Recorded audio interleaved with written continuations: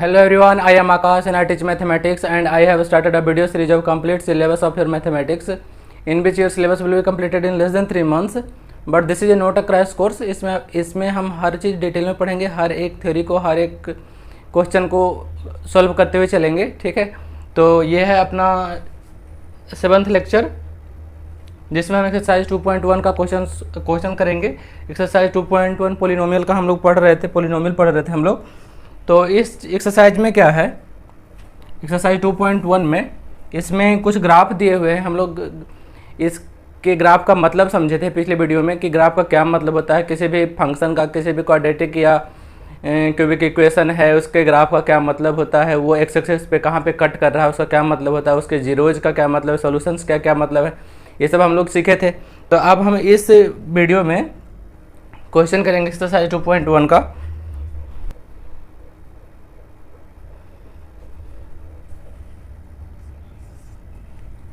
तो ये है अपना फर्स्ट क्वेश्चन। इसमें क्या है, ये x axis y axis draw किया हुआ है, उस पर क्या है एक ग्राफ बना हुआ है। ये ग्राफ है y equal to function of x. मान लो ये एक्स का फंक्शन है, फंक्शन एफ है, वो एक्स का फंक्शन है।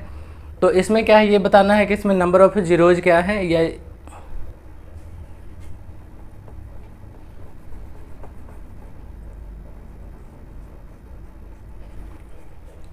तो ये है अपना फर्स्ट क्वेश्चन। इसमें क्या है, एक ग्राफ दिया हुआ है, एक पोलिनोमियल है y equal to p x, एक पोलिनोमियल है और उसका ग्राफ ये रेड कलर का जो ग्राफ है इसका ग्राफ है। तो इसमें पूछ रहा है कि इसमें नंबर ऑफ जीरोज क्या होंगे। तो जैसा कि हम लोग जानते हैं ग्राफिकल रिप्रेजेंटेशन जो भी होता है किसी भी पोलिनोमियल का, उसका क्या मतलब होता है कि वो एक्स एक्सिस को जहाँ पे कट करता है कोई भी फंक्शन, तो वो उसका जीरो होता है। कहने का मतलब कि अगर हम इस पॉइंट की बात करें तो ये अपना एक ग्राफ है, ये अपना ग्राफ है। इसमें क्या है, इस पॉइंट पे x का वैल्यू क्या है, निगेटिव कोई वैल्यू है, क्योंकि ये x एक्सिस पे निगेटिव है। यहाँ पे x के इस निगेटिव वैल्यू के लिए फंक्शन का वैल्यू यहाँ पे जीरो हो रहा है। और यहाँ पे क्या है, यहाँ भी x के किसी पॉजिटिव वैल्यू के लिए यहाँ पे x जीरो है, यहाँ पे x का कोई वैल्यू होगा, वहाँ पे ये फंक्शन जीरो हो रहा है और यहाँ पे एक फंक्शन जीरो हो रहा है। तो जहाँ जहाँ फंक्शन जीरो होता है वो जीरोज होता है फंक्शन का। मतलब कि x के जिस वैल्यू के लिए फंक्शन का वैल्यू जीरो हो जाए उसको उस फंक्शन का या उस पोलिनोमियल का जीरो कहते हैं, जीरोज कहते हैं, या उसके सॉल्यूशंस कहते हैं उसको, अल्फा बीटा गामा जिसको हम रिप्रेजेंट करते हैं। तो क्या है, वो अगर ग्राफ में हम देखें तो डायरेक्ट एक्स एक्सिस को जहाँ पे फंक्शन कट करता है वो उसका जीरोज होते हैं, वो उनके जीरोज होते हैं, मतलब उनके सॉल्यूशंस होते हैं। तो इस ग्राफ में हम देख रहे हैं कि ये ग्राफ जो है एक सीधी लाइन है, एक स्ट्रेट लाइन है जो कि एक्स एक्सिस को कहीं कट नहीं कर रहा है। मतलब कि इस फंक्शन में हम एक्स का कोई भी वैल्यू रख लें, इसका फंक्शन का वैल्यू कभी जीरो नहीं होगा। अब एक चीज़ और यहाँ पे ध्यान से समझने वाली बात यह है कि सपोज एक ग्राफ है ये, इसमें अगर जो कोई ड्रॉ करने के लिए बोले आपको कि बाई इक्वल टू जीरो का ग्राफ क्या होगा, बाई इक्वल टू 1 का, बाई इक्वल टू 2 का ग्राफ क्या होगा, ठीक है। ये चीज़ बहुत ध्यान से समझना कि बाई इक्वल टू जीरो का ग्राफ क्या है। तो ये बाई एक्सिस है और ये एक्स एक्सिस है, ठीक है, और ये है बाई डैश, ये एक्स डैश हो गया। तो ये बाई एक्सिस है। अगर बाई इक्वल टू जीरो के ग्राफ की बात करें तो बाई इक्वल टू जीरो का ग्राफ एक्स एक्सिस ही होता है। मतलब ये जो लाइन है यही x y equal to zero का ग्राफ है। अगर ये पॉइंट 1 है तो बाई इक्वल टू 1 का ग्राफ ये होगा, y equal to 1, y equal to 0, ये बाई इक्वल टू 2 का ग्राफ होगा, ठीक है। तो इस तरह से ये ग्राफ क्या है, बाई इक्वल टू समथिंग है, लेकिन ये एक्स एक्सिस को कहीं कट नहीं कर रहा है। मतलब इस फंक्शन का वैल्यू कभी जीरो हो ही नहीं सकता, ठीक है। इसमें हम कोई भी वैल्यू रखेंगे तो इसका वैल्यू जीरो नहीं होगा। इसका मतलब ये हुआ कि इस फंक्शन का कोई जीरो नहीं है, मतलब इसका कोई सोल्यूशन नहीं है, ठीक है। मतलब इसमें कोई भी वैल्यू डालेंगे एक्स का तो उसका वैल्यू, फंक्शन का वैल्यू जीरो नहीं होगा। तो इसमें हम क्या लिखेंगे कि this function has no solution और नो जीरो।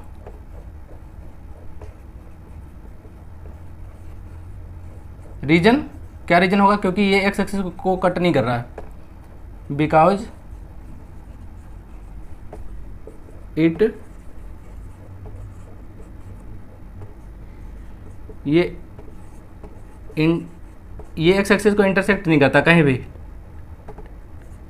एक्स एक्सिस, ठीक है। ये इसका रीजन है। तो इस तरह से y equal to 0, y equal to 1, y equal to 2 का ग्राफ होता है। और अगर एक यहाँ पे एक चीज़ और एडिशनल मैं बता दे रहा हूँ आपको, अगर जो ये अपना ये है तो इसमें अगर जो x इक्वल टू 0 का ग्राफ अगर ड्रॉ करना हो ठीक है, x equal to 0, x equal to 1, x equal to 2 का ग्राफ, तो x इक्वल टू 0 का ग्राफ कौन सा होता है? तो ये जो बाई एक्सिस होता है यही होता है x equal to 0, x equal to 0, ये होगा x इक्वल टू 1 होगा सपोज, ये x इक्वल टू 2 होगा, ये x इक्वल टू 3 होगा, इस तरह से।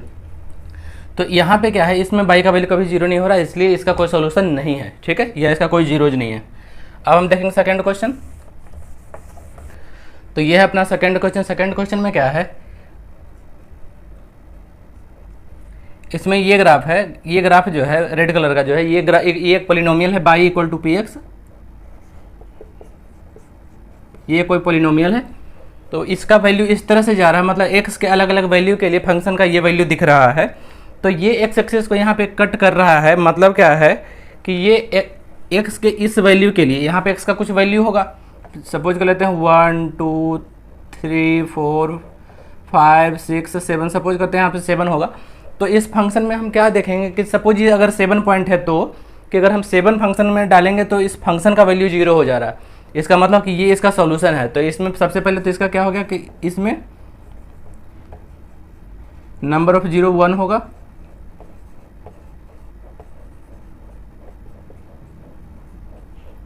बिकॉज ये एक्स एक्सिस को एक ही जगह कट करता है, ठीक है।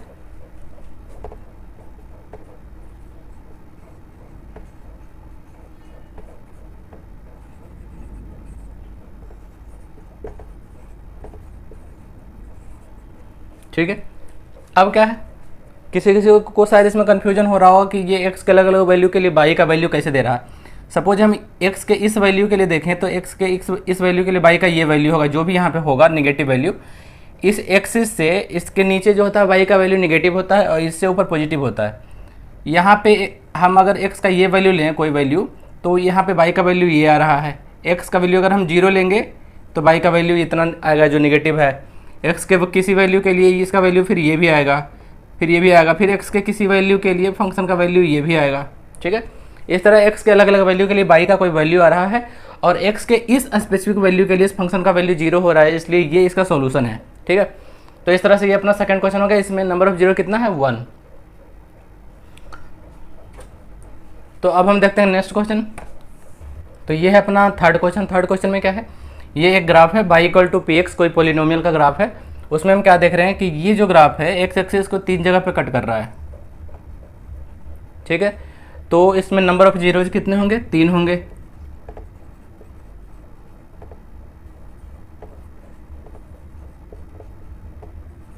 क्यों, क्योंकि ये 3 जगह पे एक्स एक्सिस को काट रहा है, बिकॉज पी एक्स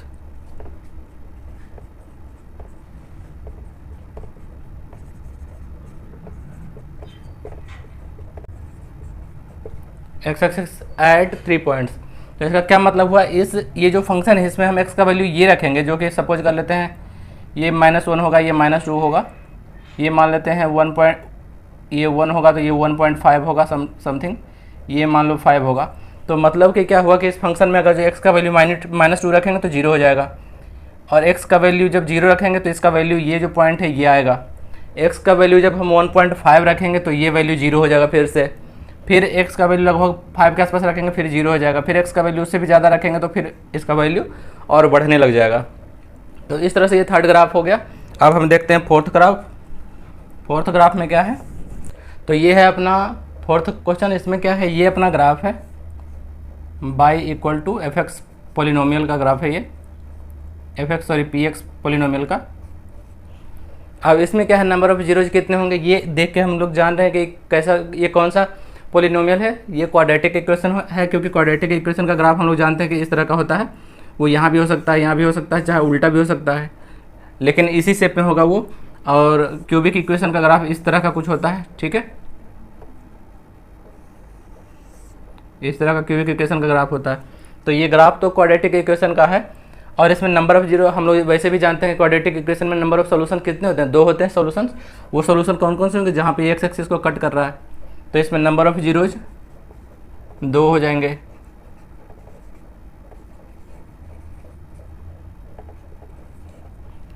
रीजन वही इसका रीजन है, क्योंकि एक्स एक्सिस को दो जगह पे कट कर रहा है।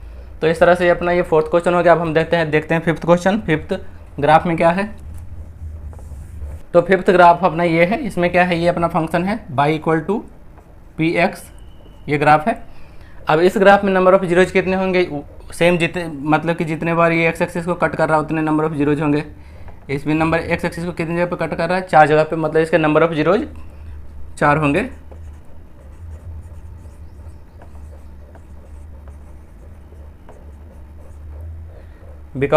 बिकॉज पी एक्स इंटरसेक्टिंग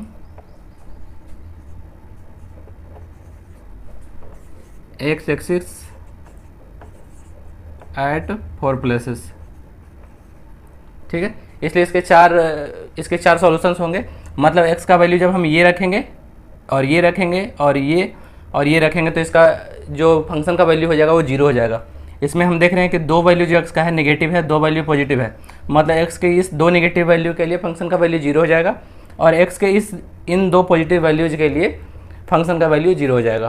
तो इस तरह से अपना ये फिफ्थ क्वेश्चन हो गया। अब हम देखते हैं सिक्स्थ क्वेश्चन। ये चैप्टर एक्चुअली बहुत कुछ करने वाला है, इसमें है ही नहीं कुछ, तो ये हम लोग थोड़ा सा ग्राफ देख लेते हैं। उसके बाद हम लोग नेक्स्ट चैप्टर से सॉल्व करने वाला क्वेश्चन है, उसके बारे में हम थोड़ा पढ़ेंगे, फिर क्वेश्चन करेंगे।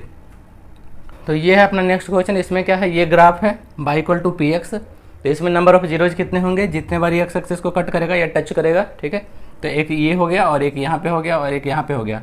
तो नंबर ऑफ जीरोज 3 होंगे इसके,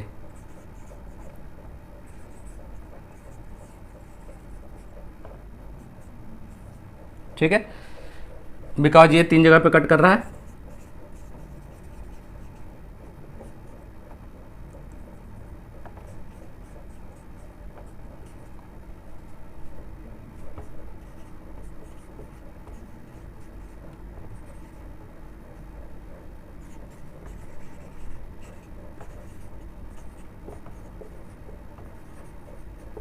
अब यहाँ पे एक चीज़ और क्या है, देखो, अगर हम एक क्वाड्रेटिक इक्वेशन का ग्राफ बनाते हैं तो क्वाड्रेटिक इक्वेशन का ग्राफ अगर ऐसे हो तब इसमें नंबर ऑफ जीरोज कितने होते हैं, 2 होते हैं और दोनों डिफरेंट होते हैं, ठीक है। लेकिन अगर जो क्वाड्रेटिक इक्वेशन का ग्राफ ऐसे हो, मतलब बस वो एक्स एक्सिस को टच करके निकल रहा है, तब यहाँ पे नंबर ऑफ जीरोज कितने होते हैं, तब यहाँ नंबर ऑफ जीरोज दो एक्चुअली होते हैं 2, ठीक है, 2 जीरो होते हैं, लेकिन दोनों का वैल्यू सेम होता है। क्योंकि क्वाड्रेटिक इक्वेशन हम जानते हैं ax² plus bx plus c equal to 0, ये है। इसमें 2 सॉल्यूशन होता है, अल्फ़ा और बीटा, ठीक है। लेकिन आप आगे देखेंगे कि बहुत बार ऐसा आएगा कि जब अल्फ़ा और बीटा दोनों का वैल्यू सेम हो जाता है, कोई कांस्टेंट कोई भी कुछ भी टर्म आ जाए, तो इसमें नंबर ऑफ जीरो 2 होते हैं लेकिन दोनों सेम ही होते हैं एक्चुअली। तो यहाँ पे भी वो सिचुएशन हो सकता है या होगा, ठीक है, कि यहाँ पे एक तो ये है और यहाँ पे क्या है, वो इस तरह से अगर जो नीचे से जाता तो यहाँ पे 2 पॉइंट मिलता यहाँ पे, ठीक है। लेकिन सिंस ये बस टच करके जा रहा है इसलिए हम 1 पॉइंट काउंट कर रहे हैं। लेकिन हो सकता है कि यहाँ पे ऐसा हो कि यहाँ पे 2 सॉल्यूशन हो, यहाँ पे 2 वैल्यू हो और दोनों वैल्यू सेम हो। मतलब कि क्या है, ऐसा हो सकता है कि इस इक्वेशन में ये सपोज कर लो ये -4 हो, ये -2 हो पॉइंट और ये 0.4 हो तो सकता है ये जिस भी फंक्शन का ग्राफ हो उसके सॉल्यूशन ऐसे आए हों। एक आया हो -4, एक सॉल्यूशन आया हो -2, तीसरा सॉल्यूशन आया हो -2, चौथा सॉल्यूशन आया हो +4 और पाँचवा सॉल्यूशन फिर से आया हो +4। मीन्स उसके अंदर 5 सॉल्यूशन आए हों, लेकिन 2 सॉल्यूशन यहाँ का सेम है, 2 सॉल्यूशन यहाँ का सेम है। तो हो सकता है इसके टोटल यहाँ पे 1, यहाँ पे 2, यहाँ पे 2, टोटल 5 सॉल्यूशन हो, लेकिन यहाँ का सॉल्यूशन दोनों वैल्यू जो है जीरो जो दोनों है वो सेम होगा और यहाँ का सेम होगा, हो सकता है ऐसा, ठीक है। तो इस तरह से इसका आंसर 3 है।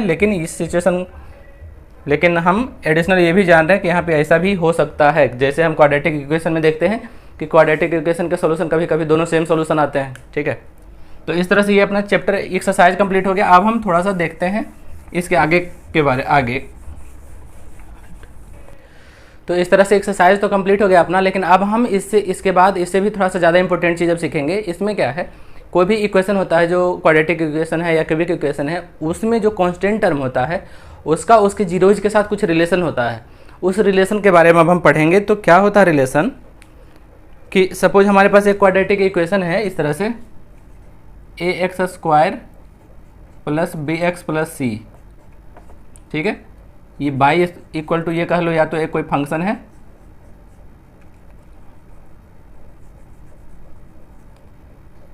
बाई इक्वल टू ये कह लो या कोई फंक्शन कह लो, कोई फंक्शन है,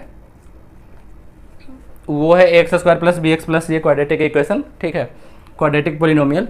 तो इसमें क्या है, इसमें हम देख रहे हैं कि एक तो वेरिएबल्स है एक्स, एक्स स्क्वायर एक्स, और फिर एक है कि कांस्टेंट इसमें है, ठीक है, मतलब जो इसका कोफिशिएंट है ए बी सी, तो 3 इसमें कांस्टेंट भी है।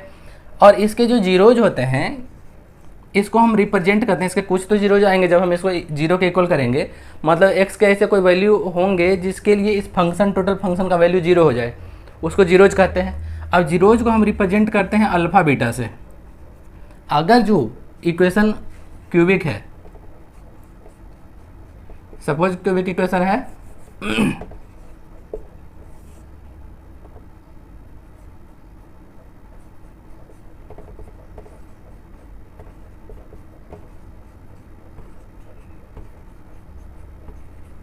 इस तरह का, सपोज क्यूबिक इक्वेशन भी हो सकता है।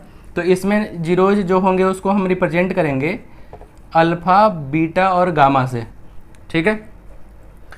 इसमें से 2 ही जीरोज होते हैं इसलिए अल्फ़ा बीटा से रिप्रेजेंट करते हैं। जब क्यूबिक इक्वेशन है तो उसमें नंबर ऑफ जीरोज 3 होते हैं, इसलिए उसको हम अल्फ़ा बीटा और गामा से रिप्रेजेंट करते हैं, मतलब इसके जो वैल्यू होंगे उसको हम अल्फ़ा बीटा गामा बोलेंगे, ठीक है।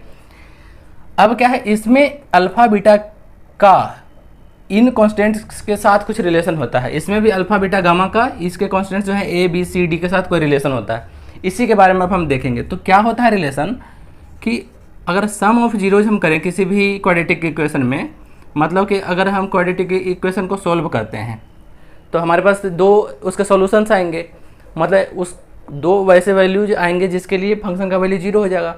अब अगर जो उन दोनों सॉल्यूशंस को हम ऐड करते हैं, जोड़ते हैं, मीन्स सॉल्यूशंस को हम यहाँ पे अल्फ़ा बीटा मान के चल रहे हैं, तो सपोज करते हैं दोनों सॉल्यूशन को हम जोड़ देते हैं अल्फ़ा प्लस बीटा, तो इसका जो वैल्यू आता है ये प्रैक्टिकली हम देखे हैं कि वो आता है माइनस बी बाई ए के equal. Means sum of zeros जो होता है अल्फ़ा प्लस बीटा वो होता है माइनस बी बाई ए के बराबर।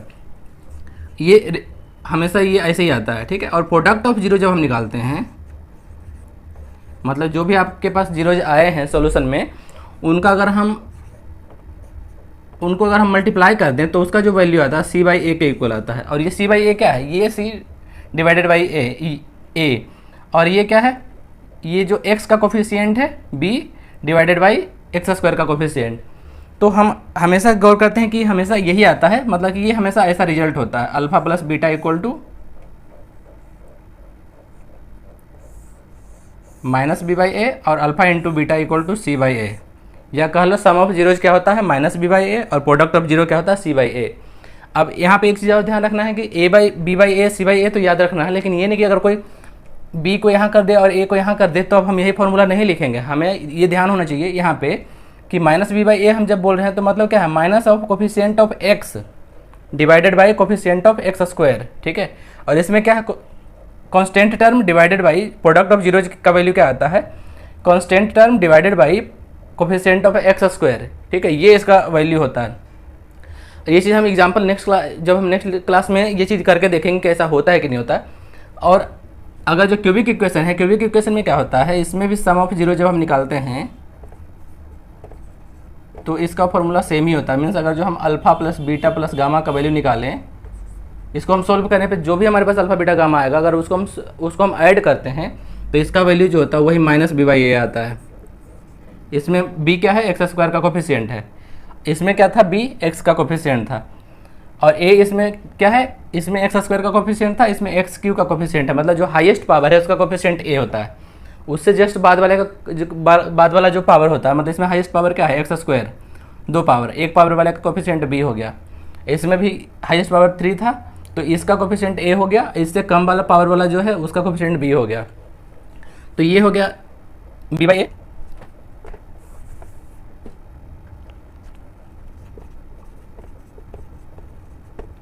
Alpha plus beta plus gamma equal to minus b by a हो गया ये। और क्या है, प्रोडक्ट ऑफ जीरो, नहीं एक चीज़ इसमें एक और होता है, सम ऑफ प्रोडक्ट ऑफ जीरो,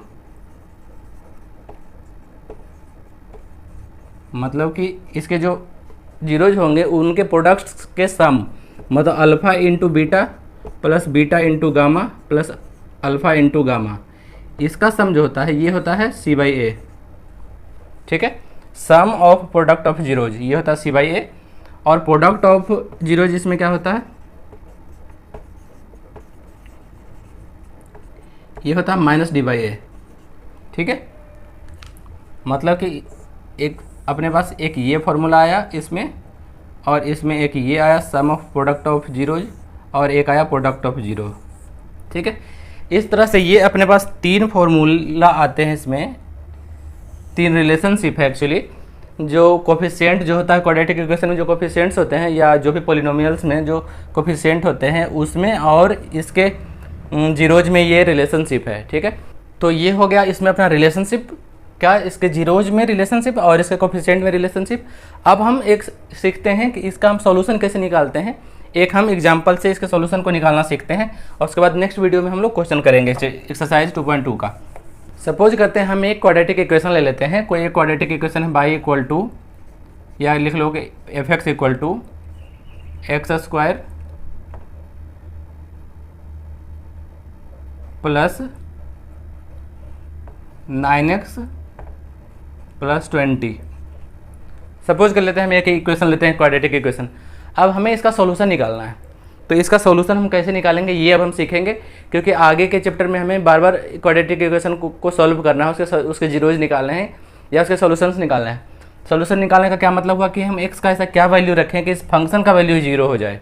ठीक है, ये यहाँ पे ये कर लेते हैं x² माइनस 9x। ठीक है, हाँ, तो ये अपना क्वाड्रेटिक इक्वेशन है x² माइनस 9x प्लस 20। ठीक है, तो अब इसका सोल्यूशन निकालना है, तो इसको सोल्व करने के लिए हमारे पास क्या मेथड है, एक तो फॉर्मूला होता है क्वाड्रेटिक इक्वेशन का, दूसरा मेथड क्या है कि इसको क्या करते हैं, जो x² माइनस 9x प्लस 20 जो है, इसमें जो x के साथ वाला जो टर्म होता है, कोफिशिएंट जो होता है, x वाला जो टर्म होता है, एक तो x² वाला टर्म हो गया, एक कॉन्स्टेंट वाला टर्म हो गया, एक टर्म होता है जो कि जो x के साथ जो तीसरा टर्म होता है, जो पहला टर्म, इसमें क्या होता है, इसमें 3 टर्म होता है, एक तो x² वाला होता है, एक x के पावर 1 वाला होता है, और एक x के पावर 0 या कह लो कांस्टेंट वाला होता है। तो बीच वाला जो टर्म होता है x के पावर जिसमें 1 है, इसको हम 2 पार्ट में बांट लेते हैं। मतलब 9x को हम किसी तरह से ऐसे 2 पार्ट में लिखते हैं, सो दैट क्या है कि हम ये जो 3 टर्म है ये 4 टर्म बन जाए, और उसके बाद 4 टर्म बनने के बाद हम 2-2 टर्म का पेयर बना लें और उससे कुछ कॉमन निकाल सके। इस तरह से ये हम इसको आगे बढ़ाते हैं। तो अब इसको हम 2 कैसे टर्म में बांट सकते हैं, इसके लिए क्या है, जो 9x माइनस 9x है, माइनस 9x रफ में इसे हम कर रहे हैं, माइनस 9x को ऐसे 2 पार्ट्स में बांटना है, जिसको ऐड करने पर सब्सट्रैक्ट करने पर तो यही होना चाहिए, और उन दोनों पार्ट्स को जब हम मल्टीप्लाई करें तो फर्स्ट टर्म और लास्ट टर्म के प्रोडक्ट के इक्वल हो। तो फर्स्ट टर्म और लास्ट टर्म का प्रोडक्ट क्या है, 20 है यहाँ पे, और यहाँ पे है x², इसके कोफिशिएंट के साथ लेंगे हम, इसका कोफिशिएंट क्या है, यहाँ पे 1 है, मतलब कि 20 को मल्टीप्लाई करेंगे अगर हम 1x² से, तो क्या हो जाएगा 20x²। ठीक है, अब क्या है, हमें इसको ऐसे 2 पार्ट्स में बांटना है जिसको मल्टीप्लाई करने पे आपस में ये वैल्यू आए। तो इसका हम उल्टा करके चलते हैं, 20x² को हम कैसे कैसे 2 पार्ट में बांट सकते हैं। ठीक है, या तो हम ये कर सकते हैं 1x इंटू 20x, तब आ जाएगा 20x², या तो कर सकते हैं 2x इंटू 10x कर सकते हैं, तो 10 टू जा 20x² हो गया। या फिर इसको हम कर सकते हैं 3 से तो नहीं होगा, 4 से कर सकते हैं, 4x इंटू 5x कर सकते हैं, ये हो जाएगा 20। फिर क्या हो जाएगा, इसके बाद अगर 4 के बाद से देखें तो 5x इंटू 4x, फिर 10x इंटू 2x, फिर 20x इंटू 1x, तो बाकी इसके बाद रिपीट हो जाएगा, बस ऑर्डर चेंज हो रहा है। तो ये 3 तरह से हम 20x² बना सकते हैं।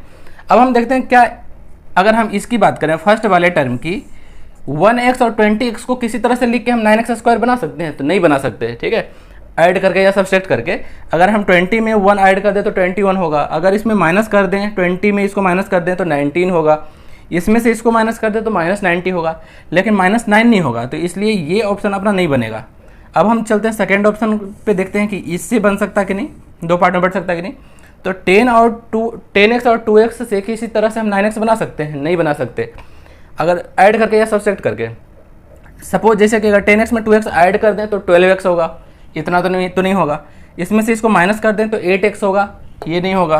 इसमें से इसको माइनस कर दें तो क्या हो जाएगा, -8x हो जाएगा, लेकिन ये नहीं होगा, तो ये भी अब अपना ऑप्शन नहीं है। थर्ड ऑप्शन क्या है, 4x और 5x। 4x और 5x से हम देख रहे हैं कि 9x होता है। कैसे, इसको हम लिख सकते हैं, अगर जो ये हो, ठीक है, इसको भी माइनस कर दें, इसको भी माइनस कर दें, ठीक है, तो दोनों मिला के 9x हो जाएगा।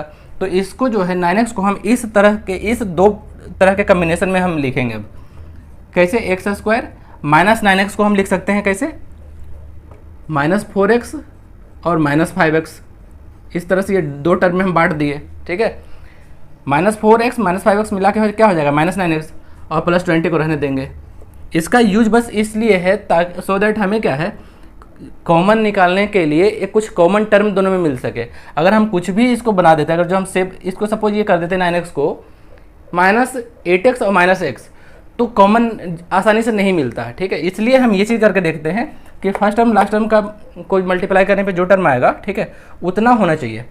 अब क्या है, अब हम इसको दो टर्म में बांट लिए, अब हमारे पास टोटल टर्म 4 हो गया, 1 2 3 4।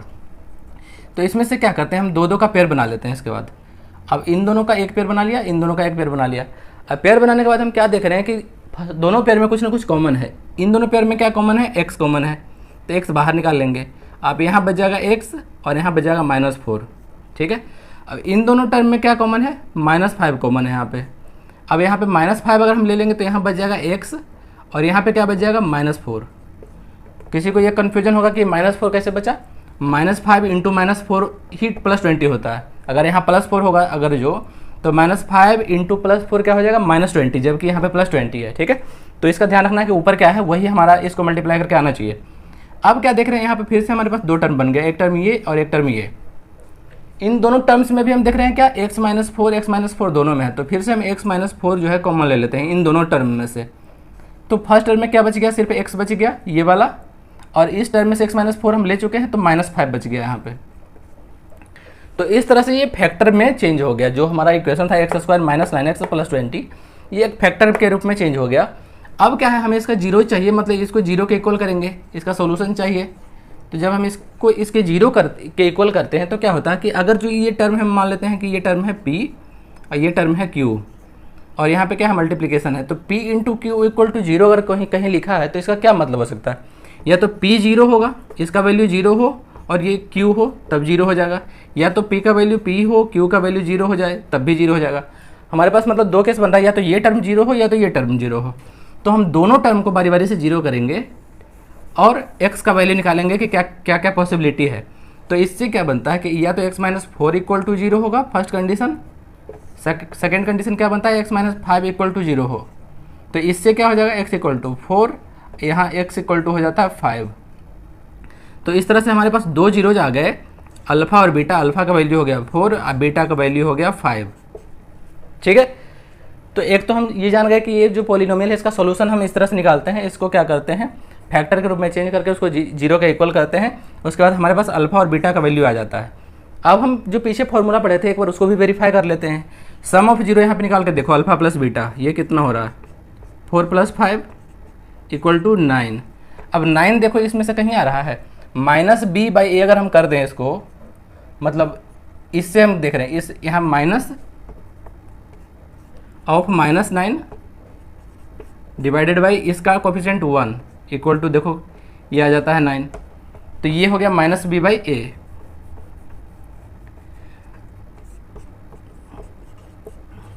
ठीक है।